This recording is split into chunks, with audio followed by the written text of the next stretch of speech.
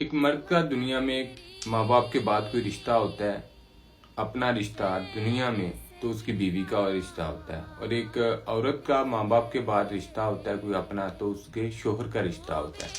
किसी मोहतरमा ने फ़ोन किया, उन्होंने बोला बहुत ज़्यादा वो परेशान थी। उन्होंने बोला शाह साहब, मैं अपने सास ससुर के हाथों बहुत ज़्यादा परेशान हूँ। मेरे वो चचा लगते हैं, बचपन में रिश्ता तय पा गया था। बहुत ज़्यादा रफ लैंग्वेज मेरे साथ इस्तेमाल करते हैं। इस हवाले से को मुझे रब साहब वजीफ़ा बताएं। वो रो भी रही थी और साथ बयान भी कर रही थी, बहुत ज़्यादा परेशान थी। उन्होंने बोला कि शाह साहब काफ़ी आमलिन से काम भी करवाया, वज़ाइफ लिए दिए, पैसे लिए दिए, लेकिन कोई कुछ भी असर नहीं हुआ। तो को मुझे रब साहब वजीफ़ा बताएं। देखें, कुरान हकीम में जब पढ़ने का जिक्र आया, इकरा लफ्ज़ सबसे पहले पढ़ो, तो आप पढ़ें। इन बाबों के चक्कर में, तवीज़ात के चक्कर में नहीं पढ़ें। आप कुरान हकीम पढ़ें, वज़ाइफ करें। अल्लाह तबारक व तआला आपके लिए आसानी